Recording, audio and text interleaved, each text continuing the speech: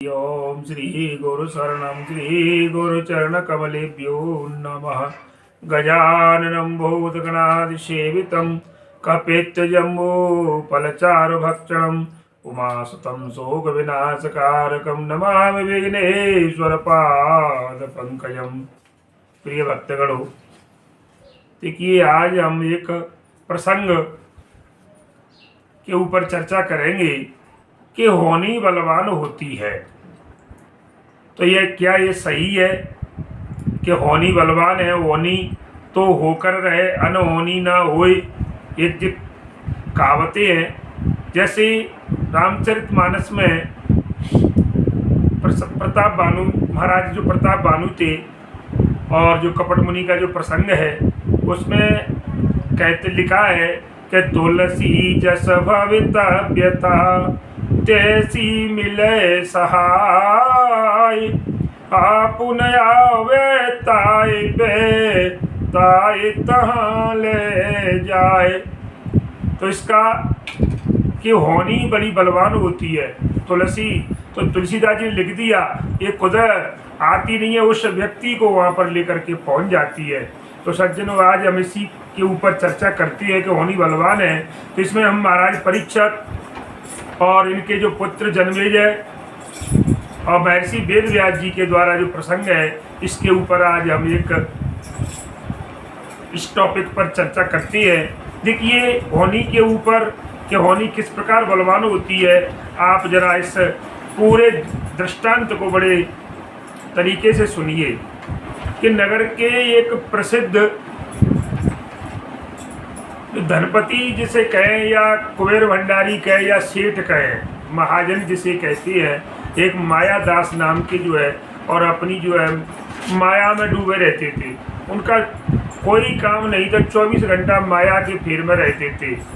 तो धन का संचय करना माने धन को इकट्ठा करना और उसका प्रबंध करना, उनके दो काम सबसे अधिक प्रिय थे। भले ही भोजन मिले या न मिले एक टाइम, लेकिन धन को कैसे कमाया जाए और इकट्ठा कैसे किया जाए, और ये कहाँ पर किस प्रकार से इसको जो है बढ़ाने की तरकीब, की धन कैसे बढ़े, ये उनका प्रिय कार्य था सेठ जी का।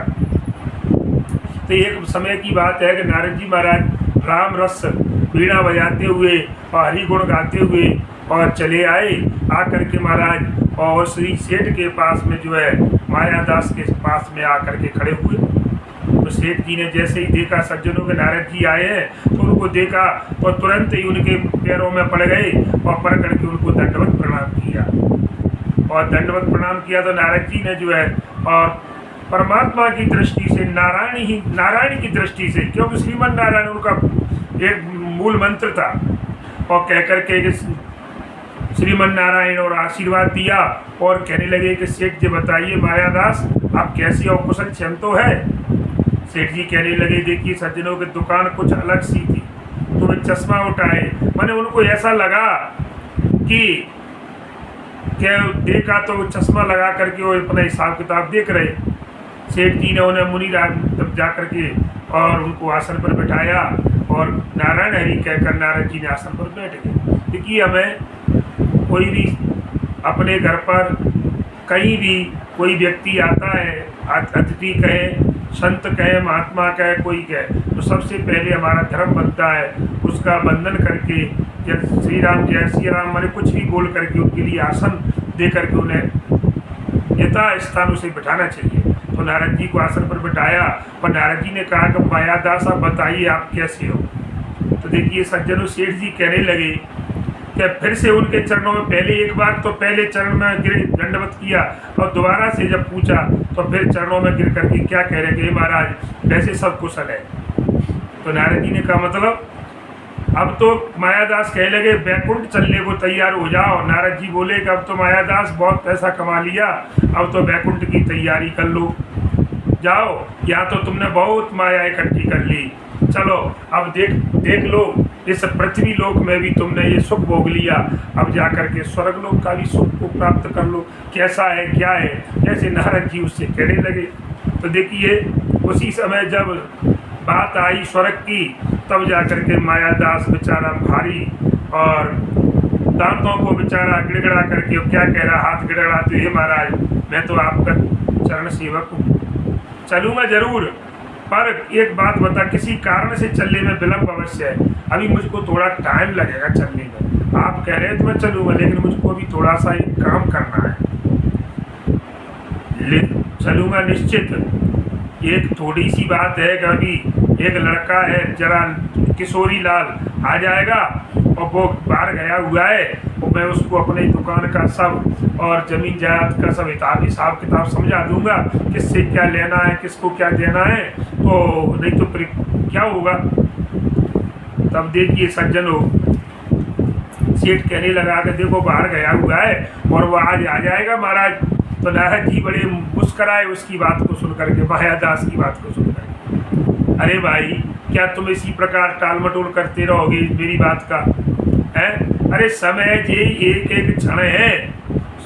कहती है कि समय जात नहीं लागे बारा, और सुंदर सिखवन सुनाओ हमारा। समय निकलने में देर नहीं लगती सेठ, इसलिए मेरी बात को सुन लो। तब तो मायादास कहने लगे, नहीं महाराज ये बात नहीं है, मैं आपको वचन दे चुका हूँ पक्का, मैं वचन का पक्का हूँ, मैं आप अवश्य चलूँगा। तब देवर्षि ने पूछा, नारद जी कहने लगे, अच्छा जी बताओ सेठ जी कि कब चलोगे? अरे कोई निश्चित भाई, कहीं पर जाने आने की, कोई पैसा लेने देने की कोई तारीख तुम भी हिसाब किताब करते, किसी को पैसा देती हो तो उससे लिखवाते हो भाई कितने दिनों में वापस करोगे। तो मायादास कहने लगा गिड़गिड़ा कर, बड़े भारी उनका गला रुंधा आया, अभी तो महाराज आपके चरण यहाँ पड़े ही हैं, अभी तो आप आए ही आए हो, थोड़ा बैठो विश्राम करो और मुझे आपकी सेवा करने का मौका तो दो। इतनी जल्दी में ऐसा नहीं, आप देखिए, आप ब्रह्म ऋषि हैं, ब्रह्मा जी के पुत्र हैं और देव ऋषि, आप सब जगह भ्रमण करते हो, भगवान से आपका सीधा डायरेक्ट संबंध है। तो आप यहाँ आए हो तो मुझको आज अपना सेवा करने का जो मुझे सौभाग्य प्राप्त करने दो। और इतने में देखो इनकी चर्चाएं चल रही थी सज्जनों, नारद जी की और सेठ मायादास की। इतने में उनका लड़का आ गया। नारद जी बोले तुरंत देखते ही, मायादास सुनो, अंतिम समय तक माया मोह में फंसा रहना ठीक नहीं है। क्या तुम्हें उसको त्यागना नहीं चाहते? क्या माया मोह में फंसे रहोगे? अरे इसको तो छोड़ दो कम से कम अब। तो मायादास कहने लगा, महाराज आपने कहा था कि होनी बलवान होती है। देखिए साहब प्रसंग पर चलती है कि देखो सेठ को वहाँ से निकलना है, जाना नहीं है, क्योंकि माया में फंसा हुआ था। तो अब वो कहने लगा, आप तुझे कह रहे होनी बलवान होती है। राजा परीक्षित से भी होनी ने ऋषि का अपमान, तथा होनी ने उसके पुत्र से राजा को साथ दिलाया। वो देव कितनी सुंदर बात कही कि महाराज जो परीक्षित थे, होनी ने ही ऋषि को अपमान करवाया, उनके गले में और सर्प डलवाया और उनके पुत्र के द्वारा, और राजा को श्राप दिलाई गई। तो क्या जो होनी थी? नारद जी ने कहा, हाँ अवश्य होनी बलवान होती है, ऐसा होना था, इसलिए राजा ने सर्प डाला और राजा को श्राप मिली। तब तो देखिए मायादास कहने लगा, होनी क्या बलवान होती है? अरे महाराज, क्या इतने बड़े ऋषि मुनियों के होते हुए क्या सांप को टाला नहीं जा सकता? कहते तो है कि भाभी मैट सके त्रिपुरारी। क्यों, सेठ तो पढ़ा लिखा भी था, तो वो ये भी रामचरितमानस भी उसने पढ़ रखी थी, तो उसने उदाहरण दे दिया कि भोलेनाथ से क्या है, वो होनी को भी टाल देते हैं, आप कह रहे होनी। तो नारद जी देखो क्या कहने लगे, देखिए सेठ, होनी की परिभाषा क्या है? होनी किसे कहते हैं? अरे होनी का अर्थ है जिसे हम किसी प्रकार से नहीं टाल सकें, जिसको टाला न जा सके किसी भी ये न के न प्रकार, किसी के द्वारा भी, उसे होनी कहते हैं। क्योंकि होनी अटल होती है और वह होके ही रहती है। हाँ, होनहार को टाल देती है शंका, लेकिन होनी को नहीं। तब मायादास बड़े विनम्र भाव से कहने लगे, हे स्वामी, हे देवर्षि नारद, होनी भी तो भाग्य अथवा प्रारब्ध का वैसा सुना है मैंने कि जो हमारा प्रारब्ध होता है वो प्रारब्ध हमें भुगतना पड़ता है। तो ये भाग्य का खेल भी बताया है कि जिसके भाग्य में जैसा लिखा है विधाता ने वैसा हमें भोगना है। तो भाग्य को उपायों द्वारा क्या बदल नहीं सकते? किसी भी उपाय, आजकल हर चीज का कोई न कोई तोड़ तो होता है महाराज। तो आप तो ऋषि हो, तो आप इसका कोई उपाय तो बता सकते हो। नारद जी बोले, कहने लगे, हाँ ठीक है, तुम कह रहे हो, मैं तुम्हारी बात का समर्थन करता हूँ। हम तुम्हें इस बात को पहले बता चुके हैं कि होनी ने बड़े बड़े लोगों से ऐसे ऐसे काम करवा डाले जिन्हें कोई स्वप्न में भी नहीं सोच सकता था। आप मन में विचार नहीं कर सकते। तब महादास कहने लगे, महाराज कर्म ही तो प्रारब्ध को बनाती है, हमारे जो कर्म है वो हमारे प्रारब्ध को निश्चित करती है। तो नारद जी का उत्तर सुनिए साहब, होनी भी तो मनुष्य के अपने कर्म फलों का परिणाम है साहब। होनी का है कर्म के फल का परिणाम। अपने कर्म फल भोगने में मनुष्य बाध्य है, ये पक्का। इसलिए होनी को टालने का उसके पास कोई उपाय नहीं है। इसी प्रश्न को सुनकर महामुनि, देखिए यहाँ पर अब वेद व्यास जी की बात आती है, तो वेद व्यास जी के प्रति राजा जो जन्मेजय थे, जो परीक्षित के पुत्र थे, इन्होंने सर्प यज्ञ करवाई थी, महाराज सर्पेष्ठ यज्ञ। उनको ये जन्मेजय ने सुनकर कहा था कि हमारे दादा माने हमारे पिताजी परीक्षित और इनको जो है सर्प ने काटा था। इस प्रकार से परंतु जब उन्हें स्वयं होनी का सामना करना पड़ा साहब, तो वह उसे किसी भी उपाय से टाल नहीं सकी। तो मायादास कहने लगा कि हे महाराज, अब आपने एक नाम लिया जन्मेजय, तो ये जन्मेजय कौन था? देखिए प्रश्न में से प्रश्न निकलता है साहब कि जन्मेजय कौन था और उन्होंने वेद व्यास जी से क्या प्रश्न किए थे। तो नारद जी कहने लगे, देखिए राजा जन्मेजय मैंने भी बताया कि परीक्षित जी के लड़के थे, परीक्षित के पुत्र थे। परीक्षित अभिमन्यु के पुत्र थे, अभिमन्यु अर्जुन के। इस प्रकार से जिसकी कथा आपने महाभारत में, सब लोगों ने महाभारत देखा है सज्जनों, इसलिए ये सब कथा महाभारत में वर्णन की गई है। तो देखिए श्रृंगी ऋषि के शाप के बाद राजा परीक्षित गंगा के तट पर जाने से पहले अपना राजपाट अपने, जैसे जो श्रृंगी ऋषि ने उनको श्राप दी थी ऋषि पुत्र ने, तो उनको पता था कि ऋषि की श्राप अमिट है, क्योंकि ये निश्चित है, ये होकर के रहना है। तब उन्होंने अपने पुत्र को और परीक्षित जी ने जन्मेजय को और अपना राजपाट दिया और दे करके गंगा के किनारे पर आ गए और वहाँ जा करके और भगवत कथा श्रीमद् भागवत का जो सुन करके 7वें दिन तक तक्षक नाग के काटे जाने पर स्वर्ग को चले गए। ये उन्होंने शॉर्ट में पूरी कथा समझा दी कि 7वें दिन किस प्रकार से धन्वंतरी को पहले रास्ते में समाप्त किया, उसके बाद फूल के माध्यम से और तक्षक ने उनको नाक में काटा, इस प्रकार जो है वो स्वर्ग को चले गए। तब तो देखिए मायादास कहने लगा कि हे महाराज, आप ये बताइए जन्मेजय ने ऐसा प्रश्न वेद व्यास जी से किस परिस्थिति में किया, क्यों पूछा, परिस्थिति ऐसी क्या थी, ये कृपा करके मुझे इस कथा को सुनाइए कि जन्मेजय ने ऐसा क्यों कहा। तो नारद जी कहने लगे, अच्छा सुनिए। राजा परीक्षित के परलोक सुधारने के बाद जब राजा परीक्षित जी परलोक चले गए, तब जब जन्मेजय जवान, जब उनका जो बच्चे वो अपने को राजपाट दे गए जन्मेजय को, तब जब वो बड़ा हो गया और जैसे ये युवा अवस्था में आ गया, तो उनके मंत्रियों के सहयोग से उसने जो है और महाराज परमार्थ के पूर्वक पूरे राज्य करने लगा। माने कहने का मतलब है सबका हित चाहने वाला, उसके राज्य में कोई प्रजा दुखी नहीं थी। वो बड़ा उदार था और बड़ा दानी राजा के रूप में जो प्रसिद्ध हुए जन्मेजय जी। उसने देखिए सर्प यज्ञ किया और उस यज्ञ भी उसमें दान पुण्य सब, उनका इतना दान पुण्य किया सज्जनों कि जितने भी सभी लोग ब्राह्मण ऋषि और जो दान लेने वाले थे, सबके मन को जीत लिया उन्होंने। और थोड़े से ही समय में राजा का डंका पूरे देश में नहीं सभी विश्व में और जन्मेजय का नाम प्रसिद्ध हो गया। तो एक बार की बात है सज्जनों, ऋषि मुनियों के दर्शन करने के लिए और उनके सदुपदेशों को सुनने के लिए और राजा जो है जन्मेजय तपोवन में चले गए। क्योंकि जैसे हम सत्संग के लिए जाते हैं मंदिर पर, कहीं भी बैठ करके 10 लोग सत्संग करते हैं किसी भी पुराण का, तो ऐसे ही ये भी जो बड़े धार्मिक राजा थे, तो सत्संग सुनने के लिए सज्जनों और तपोवन में चले गए। वहाँ राजा ने ऋषि महर्षियों के दर्शन किए और बहुत दिनों तक उनके अच्छे उपदेशों को सुनते रहे। और उनको उसके बाद में जब वो पूर्ण कार्यक्रम हुआ तो उनको उचित भेंट दी, भेंट दे करके नम्रता पूर्वक सबका स्वागत सत्कार करके और चलते समय वेद व्यास जी के आश्रम में आ गए और दंडवत प्रणाम किया और उनसे कहा कि स्वामी आशीर्वाद दीजिए। तो ऋषि देखिए वेद व्यास जी ने आशीर्वाद देते हुए क्या कहा कि हे राजन, जैसे तुम्हारे पितामहों ने, जरा ध्यान देना ये प्रसंग कितना गहरा है, जब वेदव्यास जी अब आशीर्वाद दे रहे हैं जन्मेजय को, तो क्या कह रहे हैं कि हे राजन, जैसे तुम्हारे पितामहों ने महाभारत का युद्ध जीत कर अपना वंश का नाम उजागर किया था, उसी तरह तुम भी प्रतापी राजा बनोगे। अब ये जन्मेजय के दिल में, मन मस्तिष्क में एक शंका पैदा कर दी कि महाभारत के युद्ध के पांडवों का जो युद्ध का वर्णन आया, तो राजा जन्मेजय ने हाथ जोड़ करके कहने लगे कि ये मुनि, एक बात मेरी समझ में नहीं आई कि जिस काल में कौरव पांडवों का युद्ध हुआ था, उस काल में श्री कृष्ण जैसे महापुरुष मौजूद थे। जब कौरव पांडवों में मेरे दादाओं के बीच में जो युद्ध हुआ था, तो उस समय श्री कृष्ण स्वयं विराजमान थे।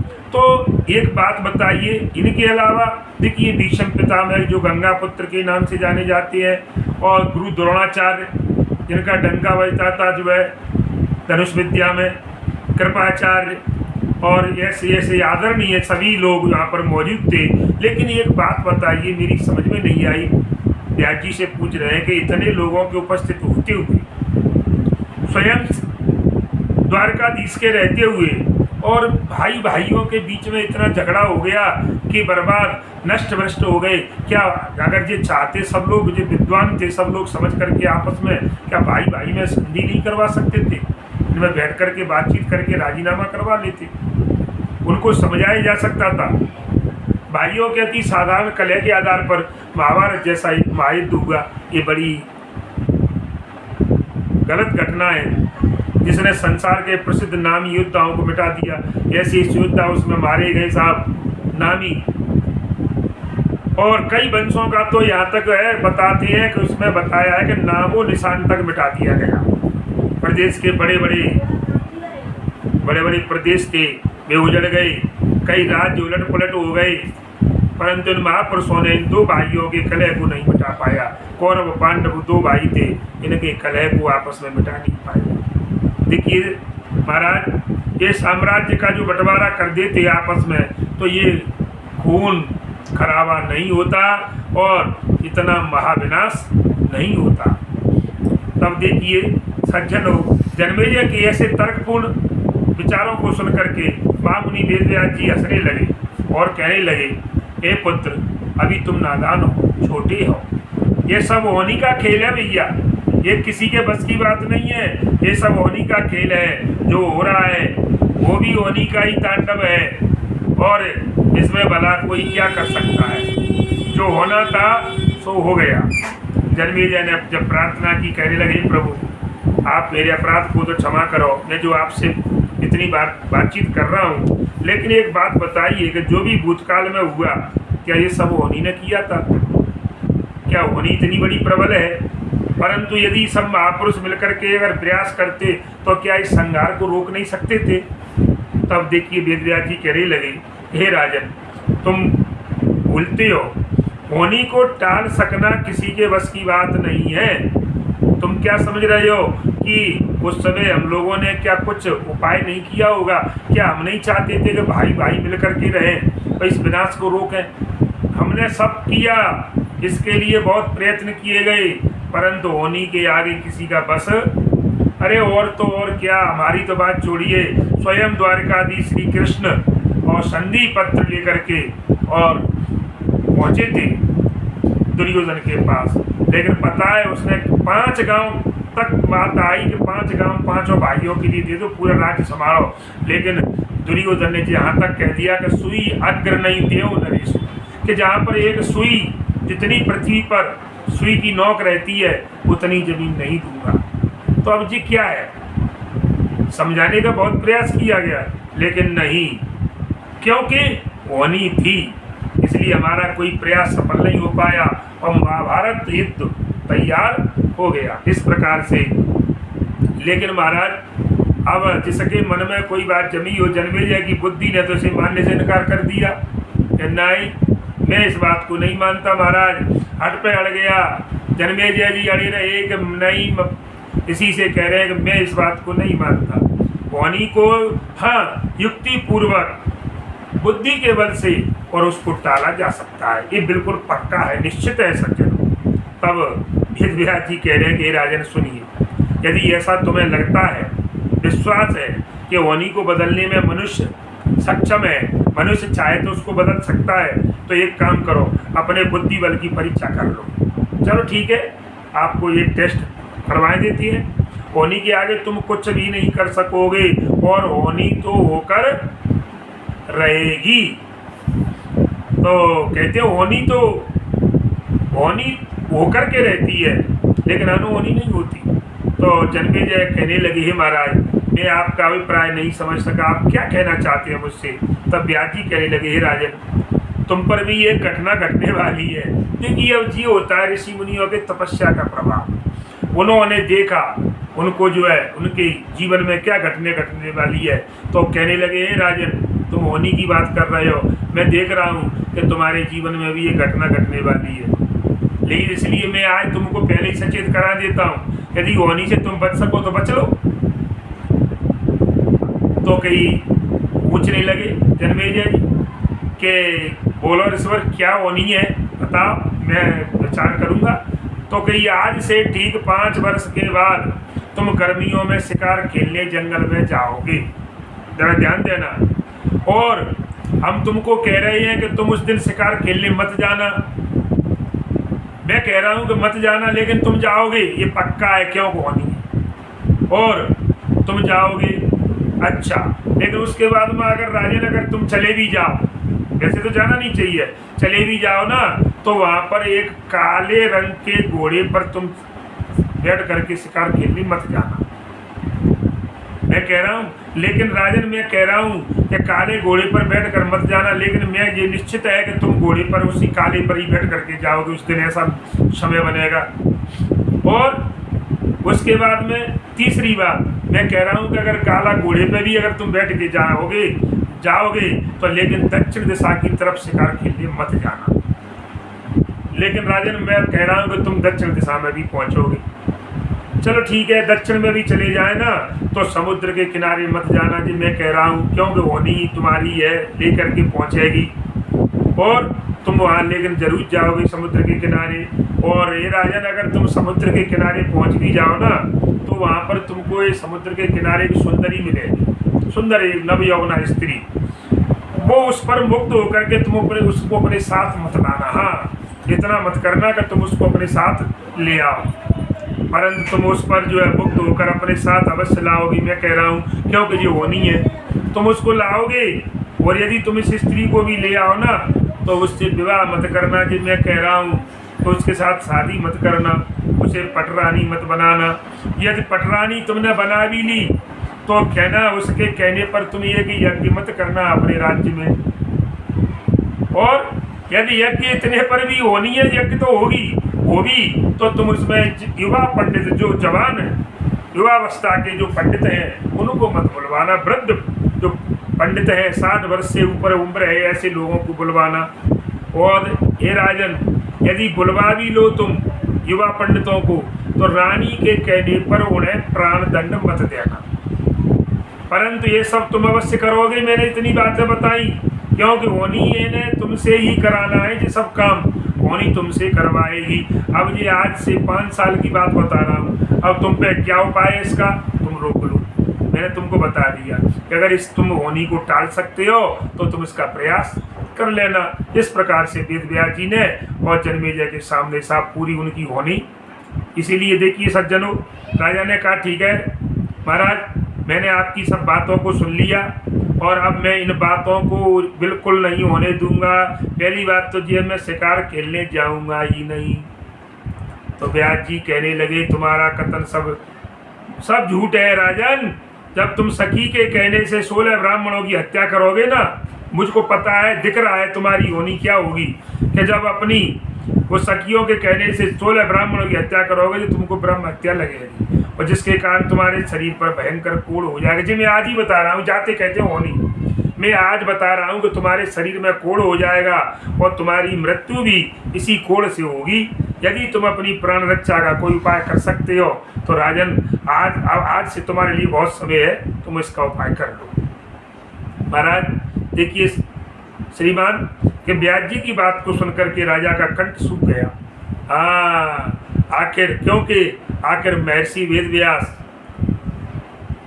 देखिए साहब, सुखदेव जी का प्राकट्य हुआ इनके यहाँ पर, तो इनका कंठ सूख गया। माने इनको थोड़ा सा डाउट सा होने लगा कि ब्राह्मण वाक्य है, पता नहीं सही तो नहीं है।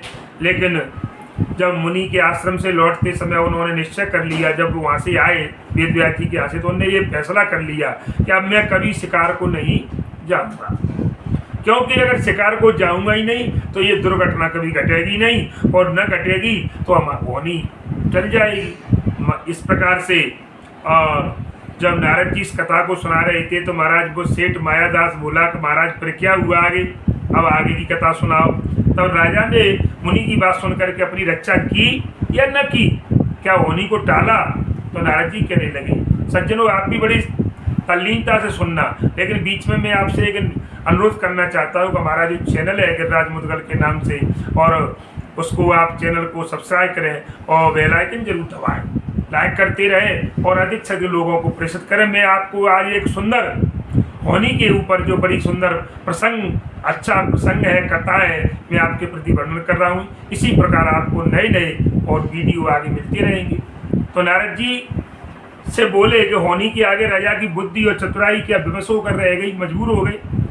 जैसे उन्होंने सब प्रकार से शिकार न खेलने का निर्णय लिया था कि हाँ मैं शिकार खेलने नहीं जाऊंगा, परंतु क्या होनी और मुनि की भविष्यवाणी के अनुसार क्या ठीक 5 वर्ष बाद उनके मन में शिकार, हमारा शिकार विचार एकाएक आ गया। नारद जी कहने लगे कि हे सेठ, उनके मन में, राजा के मन में 5 वर्ष तक कोई विचार नहीं, लेकिन अब होनी थी तो 5 वर्ष बाद राजा दिमाग से बात उड़ गई और उनके मन में एकदम शिकार का खेलने का विचार, और उसने सोचा कि आज चाहे कुछ भी हो जाए शिकार करने के लिए अवश्य जाऊंगा। जैसे महाराज कोई शराबी हो, उसको लत पड़ जाती है, जुआरी है, तो वो जब तक उसको मिलती नहीं है तो उसको जो है चैन नहीं पड़ती, चाहे कुछ भी हो जाए, उसको पता है कि इससे मेरा पतन होगा।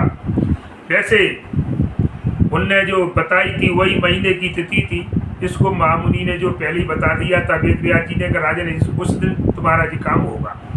तो राजा ने अपने मन को बहुत समझाया कि शिकार करने में क्या अर्ज है, काले घोड़े दक्षिण दिशा में नहीं जाएंगे, चलो ठीक है शिकार करने जाएंगे, लेकिन ये भी तो कहा था कि काले घोड़े पर मत जाना और दक्षिण दिशा में मत जाना। परंतु सज्जनों देखिए प्रभु की क्या लीला है, हुआ वही जो होना था। घुड़साल के जो रखवाला होता है, जिसे सहीस कहते हैं, घुड़साल की देखभाल करता है, उससे कहा कि जाओ मैं आज शिकार पर जा रहा हूँ राजा ने, और घोड़े का इंतजाम करिए। तो देखिए महाराज उस दिन क्या कहा उसने, सहीस ने, कि महाराज शिकार के काम का तो एक ही घोड़ा बचा है यहाँ पर, और घोड़े शिकार के लायक नहीं है, वो तो ट्रेंड नहीं है, ट्रेंड घोड़ा एक ही है, और उसको अभी कुछ दिन पहले ही खरीदा गया था। संयोगवश घोड़े का रंग भी वही था जिसके लिए व्यास जी ने मना किया, माने घोड़ा काला था। राजा को ये घोड़ा बड़ा प्रिय था। फिर क्या था, राजा आनंद पानन में मारे तुरंत और घोड़े पर सवार हो गए साहब, काले घोड़े पर ही बैठ गए। देखिए आप कि जानते हुए भी कि मुझे शिकार नहीं जाना, दूसरी बात काले घोड़े पर नहीं बैठना, इस प्रकार निकल गए और घोड़े पर बैठ करके काले पर चले गए। संयोगवश राजा को कोई शिकार नहीं मिली महाराज, तो घोड़ा अपने आप दक्षिण दिशा की ओर मुड़ गया स्वतः ही। तब सामने से एक हिरण दिखाई दिया तो राजा ने घोड़ा उसी की ओर हाँक दिया, घोड़े को चाबुक दबा दिया और घोड़ा हिरण के पीछे लग गया।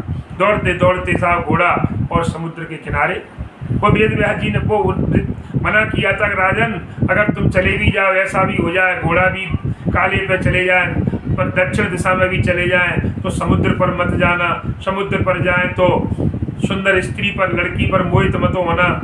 तो लेकिन वो समुद्र के किनारे घोड़ा स्वयं पहुंच गया, और पहुंचते ही हिरण गायब, क्योंकि जो होनी थी वो कुछ नहीं था, हिरण नहीं था, ये माया थी।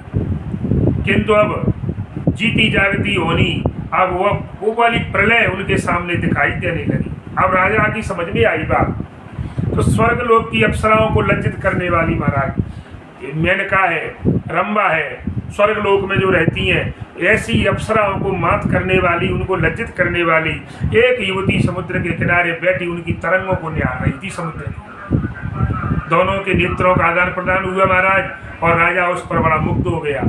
उस लड़की पर। दोनों ने आपस में आकर्षण हुआ और शीघ्र ही मेल मिलाप की बातचीत प्रारंभ हो गई। और उस राजा ने उसी दिन और उस युवती से कहा कि हे, तुम मेरी रानी बनकर के और निवास में चलिए, और चलने का आग्रह कर दिया।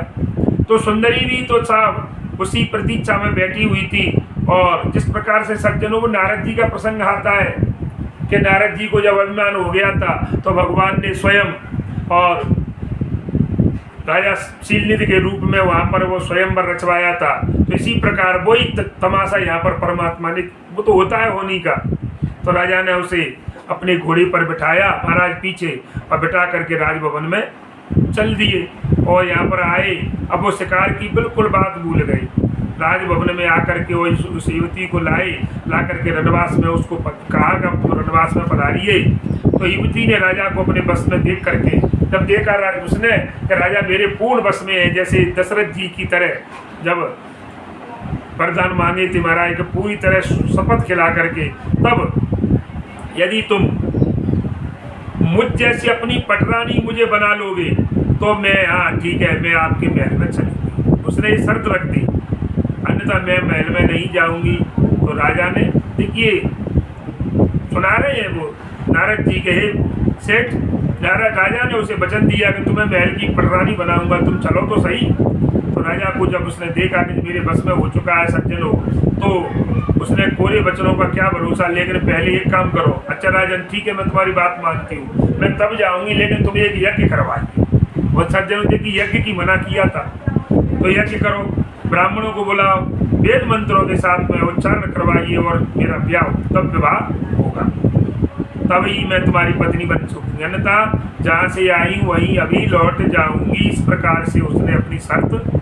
इधर राजा तो महाराज उसको उस सर्वांग सुंदरी को प्राप्त करने के लिए और बड़ा मतवाला हो रहा था, क्योंकि वो नहीं बड़ी बलवान होती है। उसने उसी समय यज्ञ करने ब्राह्मणों को बुलाने का आदेश दे दिया। संयोग की बात है, उस दिन सभी जितने भी वृद्ध ब्राह्मण थे वो दूसरे नगर में किसी बड़े यज्ञ को करने गए हुए थे, तो कोई वृद्ध ब्राह्मण नहीं मिला। जबकि वहां पर वेद व्यास जी ने कहा था राजा से, जन्मेजय जी से, कि तुम किसी युवा विद्वानों को अपने उसमें मत लाना।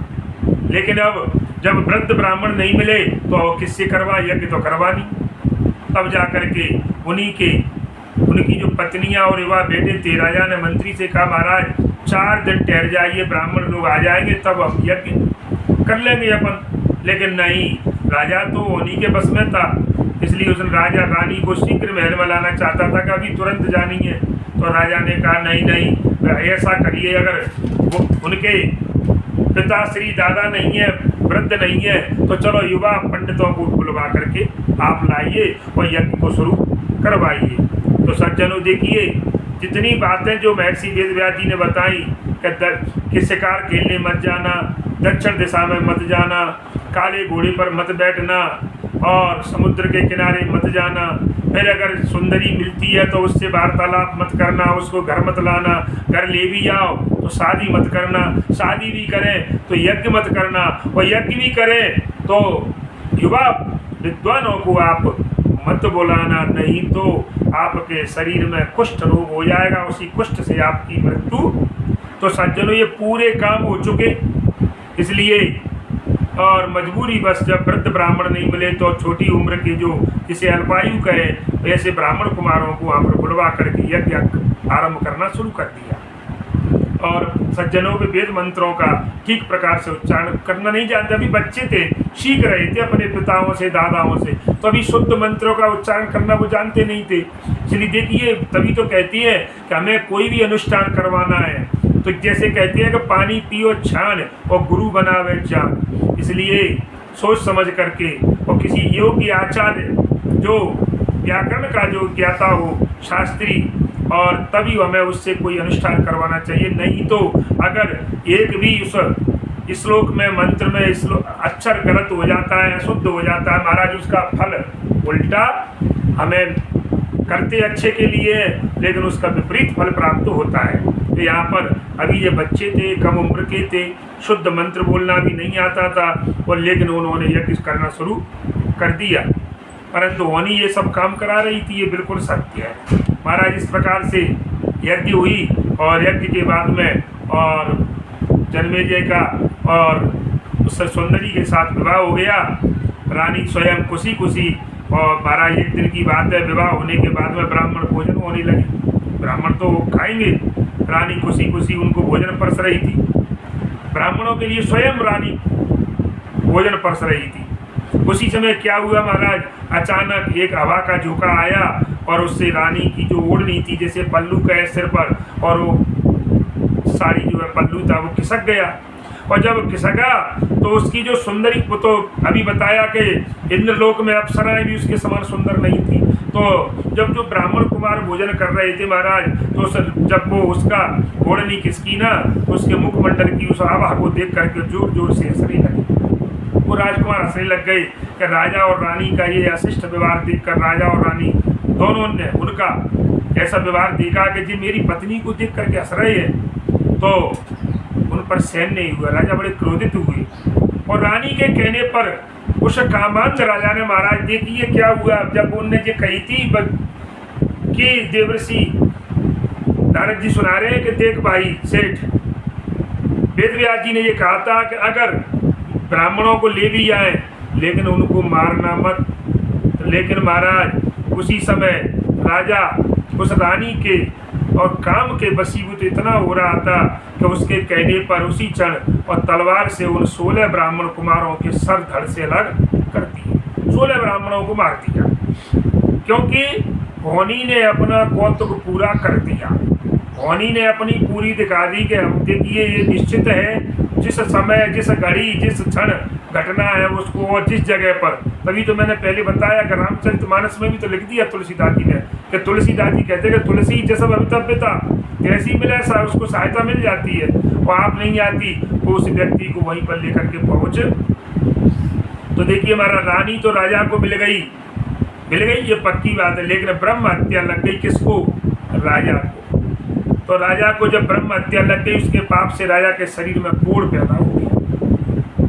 धीरे धीरे महाराज वो कोढ़ उनके शरीर में फैल गया पूरे में, और उनकी ये दशा हो गई कि उनके पूरे बदन पर घाव, जैसे फोड़े बन जाती हैं, फोड़े में से मवाद निकलती है तो ऐसे घाव बन जाते हैं। तो पूरे शरीर में घाव बन गए सज्जन, और उन घावों से जो जिसे अपन पीप कहते हैं, और वो बहने लगी, रक्त बहने लगा, यहाँ तक कि उनके शरीर में से अब दुर्गंध आने लगी। कोई उनके पास नहीं बैठता था राजा की। रानियों की तो बात छोड़िए, महल में जितने भी नौकर चाकर थे वो भी राजा के पास आने से डरने लगे। अब उनके पास आने में भी आनाकानी करते सज्जनों, तो राजा की दशा जो स्थिति थी शरीर की दिनों दिन बिगड़ती चली गई, और वो असह्य वेदना से बड़े भारी पीड़ित थे। और हर पल राजा और पल पल चिल्लाते रहते, चीखते थे, क्योंकि वो कोढ़ में जो कीड़े थे और वो उनको परेशान करते, खाते थे, परंतु उनकी पुकार को वहाँ कोई सुनने वाला नहीं था। उसी समय वेदव्यास जी का उनको याद आ गई, अरे कि मुझको वेदव्यास जी ने जो कहा था कि ऐसा ऐसा मत करना।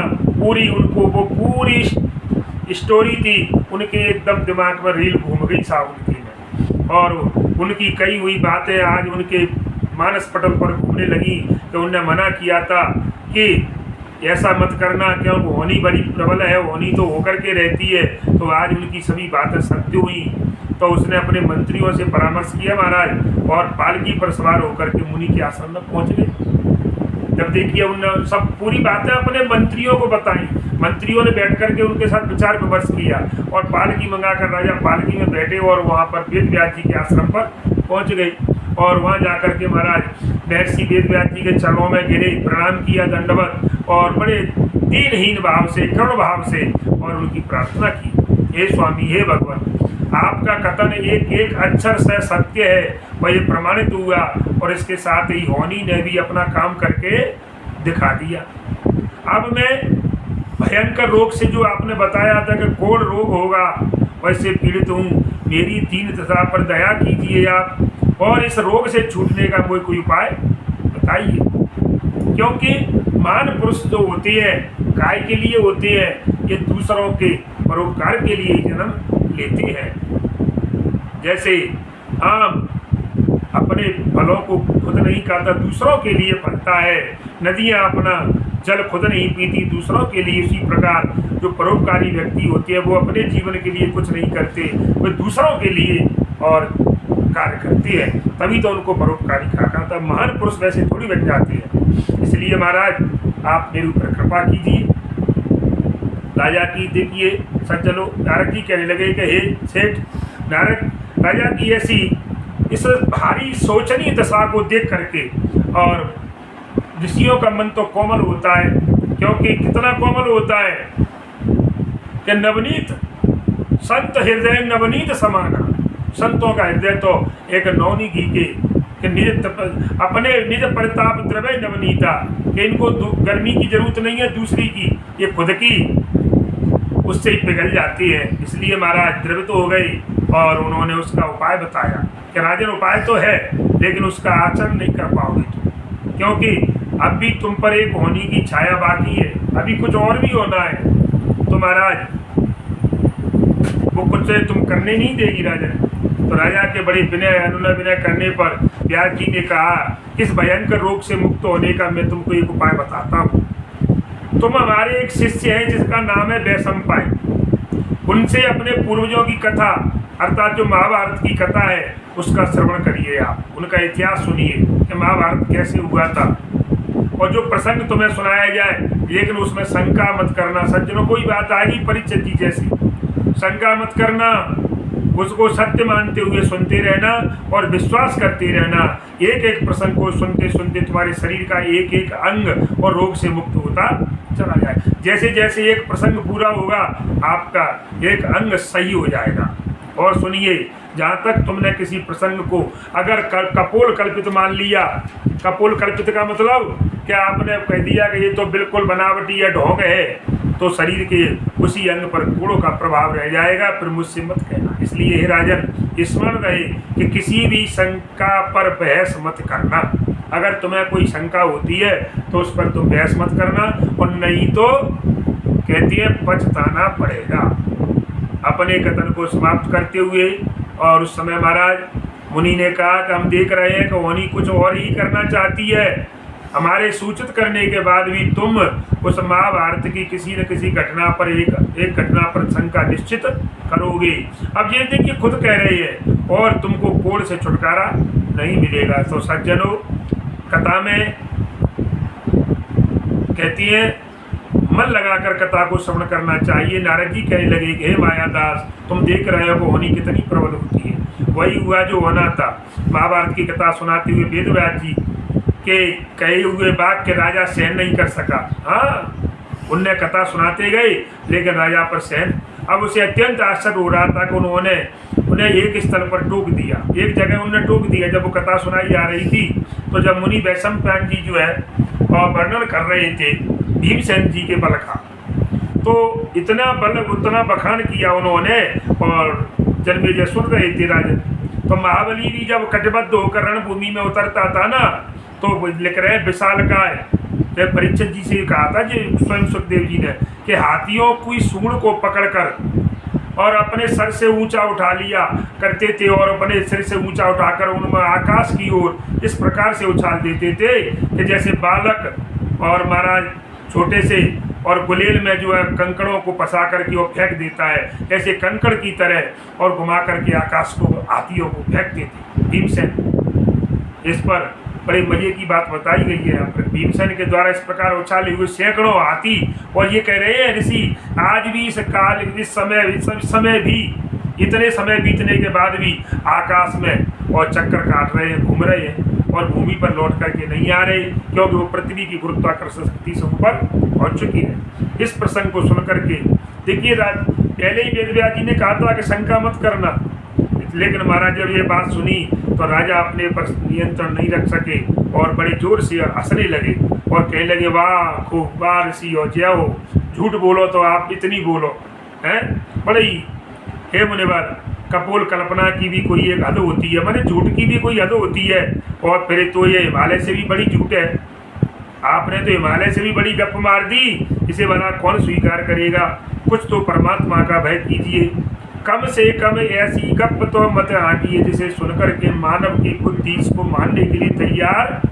कहती है कि आटे में नमक डालना चाहिए, नमक में कभी आटा नहीं डालना चाहिए। इस प्रकार से सज्जनों, तो उनके उत्तर में जब उनने शक किया उनकी बात पर, कथा सुना रहे थे वैशंपायन जी और जो उनके शिष्य थे वेदव्यास जी के, तो जब खुल करके जब वो अट्टहास किया था उन्होंने, तो वे बोले, हे राजन, तुम्हें इसे कपोल कल्पना कहती हो ना, ठीक है, मैं तुम्हें इस बात की सत्यता को यहाँ पर दिखा करके रहूँगा।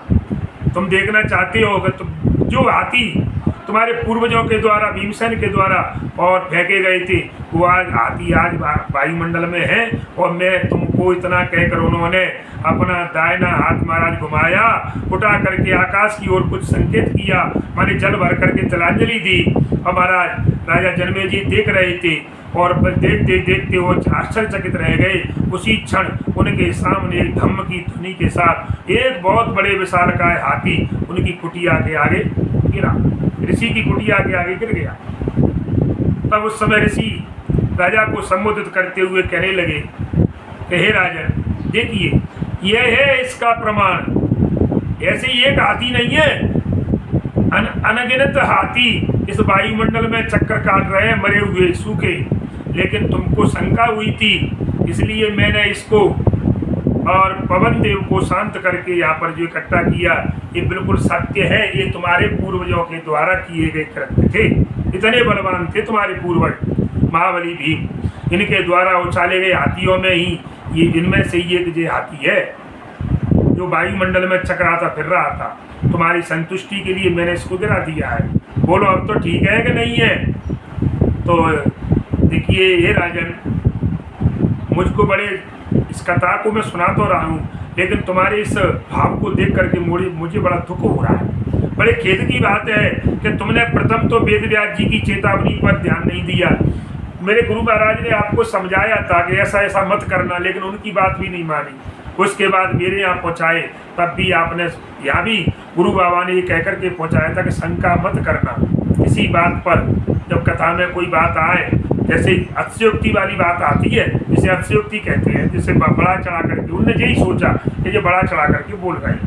तो आपने दूसरी बात महाभारत की कथा को कपोल कल्पित बता दिया, काल्पनिक समझ लिया कि ये तो बनावटी कथा है, ऐसा कुछ हुआ नहीं था, ना कोई कौरव थे ना कोई पांडव थे, और इसलिए तुमको इसका फल तो हे राजन निश्चित ही भोगना पड़ेगा। और क्योंकि तुमने अपने पूर्वजों का उपवास किया है। अरे वो तो इतने बलशाली थे कि 5 भाइयों ने 100 भाइयों को धूल चटा दी, क्योंकि वो धर्म पर चले थे। और धर्म का साथ जहाँ धर्म था, आप भगवान माने धर्म वालों के साथ परमात्मा उसका साथ देते हैं। कहने का मतलब है इस प्रकार से तुम्हारे अंग में कोढ़ रह जाएगा। इस क्यों, अब वैसे पूरा कोढ़ ठीक हो जाता, लेकिन तुमने अपने पूर्वजों का उपवास किया है, आपने महाभारत की कथा को कपोल कल्पित माना है, बनावटी मानी है, इसलिए राजन तुम्हारे एक अंग में कोढ़ हो जाएगा, और उसी कोढ़ से, एक अंग के कोढ़ से ही और तुम्हारी मृत्यु होगी। ये बिल्कुल, क्योंकि ये भी होनी है, क्योंकि ये तुमको शुरू में ही मैं बता चुका था कि तुम्हारी होनी कोढ़ से होगी, कोढ़ के द्वारा तुम्हारी मृत्यु होगी, ये पक्की है। लेकिन यहाँ तक मैं आपको पूरे शरीर के अंगों को साफ कर दिया इस कथा के माध्यम से, लेकिन होनी ने वो होना नहीं दिया, और होनी तुम्हारे अंदर प्रवेश की और तुमने बातों को गप समझा। इसलिए राजन, और हुआ वह भी क्या हुआ जो होनी को स्वीकार था। राजा के महाराज इस प्रकार से सज्जनों सब अंग ठीक हो गए थे, लेकिन बताया गया है उसका जो घुटना था, उसके राजा के घुटने पर कोढ़ रह गया था। अब घुटना क्या, 2 हड्डियों का जोड़ होता है महाराज, तो वहाँ से जो है और कोढ़ बह बह करके मवाद निकल करके रक्त, अरे क्या है, मांस का मवाद बनता है और रक्त और पीप निकल करके, और एक दिन की बात है कि ऐसे ऐसे होते होते और उनकी मृत्यु हो गई। तो होनी ऐसी बलवान होती है सज्जनों, होनी से कोई बचता नहीं है। तो इसलिए कहा गया है कि होनी के बारे में, देखिए कितनी सुंदर बात है कि दोहे के माध्यम से मैं आपको और होनी के बारे बता रहा हूं कि राम न जाते हिरण संग और सियान रावण साथ, सियान रावण साथ। सज्जनों, अगर राम हिरण के संग नहीं जाते तो क्या सीता रावण के साथ जाती? लेकिन जो होनी थी, हाँ ये बात पक्की है, अगर राम नहीं जाते तो रावण वहाँ पर आता नहीं। सीता जी को लेने के लिए। लेकिन ये क्या था, ये पूर्व से निर्धारित थी, ये होनी थी कि रावण मारीच को भेजेगा स्वर्ण मृग बना करके, राम उसके पीछे जाएंगे, सीता जी भेजेंगी और इधर मैं जाऊंगा और साधु का वेश बना करके और सीता खरण करूंगा। तो सज्जनों, राम न जाके हिरण संग वो सियान रावण साथ, तो जो रहीम भावी कतहूँ भूत आपने हाथ। रविदास जी ने कह दिया कि भावी होनहार अपने हाथ में नहीं है, ये होकर के रहती है। हाँ, उपाय है यहाँ पर बताए, कितने उपाय बताए, लेकिन महाराज होनी ने एक उपाय नहीं चलने दिया राजा के दिमाग में। इस प्रकार से सज्जनों, मैंने आज आपके प्रति कि होनी कितनी बलवान होती है, ये कथा, ये प्रसंग मैंने इस सुंदर परीक्षित महाराज जन्मेजय के माध्यम से नारद जी के विचारधाराएं और महाराज देखिए महर्षि वेदव्यास जिन्होंने महाभारत का जो प्रणयन किया उनके द्वारा, और मैंने जी कथा का आपके लिए श्रवण कराया। कथा अच्छी लगे तो चैनल को सब्सक्राइब जरूर करें। इसी के साथ जय श्री राम, जय हनुमान।